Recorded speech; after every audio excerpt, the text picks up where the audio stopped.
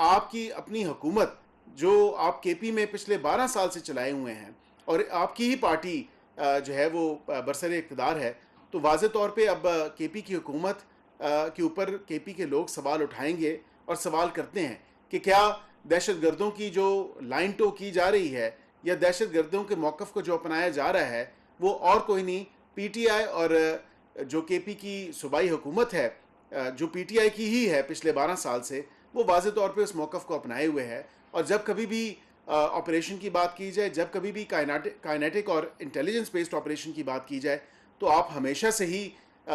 उस मौक़िफ़ के की दूसरी तरफ खड़े पाए गए हैं। तो अब वक्त आ गया है कि पाकिस्तानियों को चाहिए और बिलखसूस केपी की अवाम को चाहिए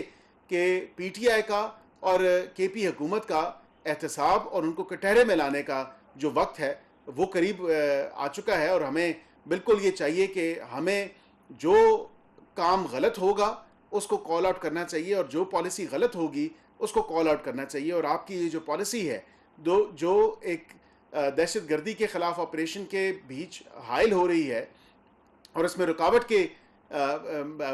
बन रही है, तो ज़ाहिरी बात है कि अब इस पॉलिसी को जो है हमें बिल्कुल मंज़र आम पे लाना चाहिए और लोगों को बावर करवाना चाहिए कि पाकिस्तानी शहरियों की जानों की जो हिफाजत है उसमें सीएम केपी के और उसके साथ जो केपी के की हुकूमत है उनकी पॉलिसीज़ की वजह से वो डीरेल कर रहे हैं इन तमाम तर इक़दामात को, इन तमाम तर स्टेप्स को जो हुकूमत पाकिस्तान कानून नाफिद करने वाली एजेंसीज़ के साथ मिल के काइनेटिक ऑपरेशन और दहशतगर्दी के ख़िलाफ़ जो ऑपरेशन कर रही है या जो करना चाह रही है उसको जो डीरेल कर रही है वो और कोई नहीं, सूबे केपी की हुकूमत और पीटीआई ही है।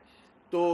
इस तमाम तर मामले के ऊपर आखिरी बात मैं ये करूँगा, क्योंकि बहुत ज़्यादा शोर डाला जा रहा है कि शायद कोई कॉमनवेल्थ की जो रिपोर्ट है अब उस पर कॉमनवेल्थ का अपना मौक़िफ़ भी आ चुका है और उनकी जो प्रेस रिलीज़ है वो भी मैंने आपके सामने रख दी है, ये वाइडली अवेलेबल है। अब इस पर भी सियासत की जा रही है और अफसोस इस बात का है कि वो जमात जिसने आरटीएस और आरएमएस को बिठाया, जिसके अपने जो है वो अपने गिरबान में झांकने के बजाय वो दूसरों पे इल्ज़ाम जो है वो तान रही है और इल्ज़ाम लगा रही है, तो मेरे ख्याल से पहले 2018 का जो इलेक्शन था, जिस तरह आरटीएस और आरएमएस को बिठाया गया, जिसका मुंह बोलता सबूत कई ऐसी रिपोर्ट्स वहाँ पे मंजर यहाँ पे मौजूद हैं, अगर आप गूगल करके देखें तो वो रिपोर्ट्स भी आपके सामने आ जाएंगी। तो मैं समझता हूँ कि वक्त के साथ जो उस रिपोर्ट को स्टडी किया जाएगा, देखा जाएगा और बिल्कुल तमाम तर जो फैक्ट्स और फिगर्स हैं और जो सर्कमस्टांसेस हैं उसको देखने की ज़रूरत है और वो बिल्कुल मंजर यहाँ पे आ जाएगी। लेकिन कम अज़ कम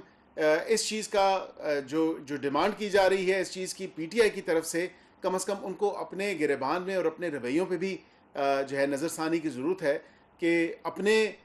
जब आपके 2018 के धांधली ज़दा इलेक्शंस थे उसके ऊपर आपका जो मौक़िफ़ है वो भी आवाम के सामने खुल के वाज़े है और जो आप अभी अपना सियासी चूरन बेचना चाह रहे हैं,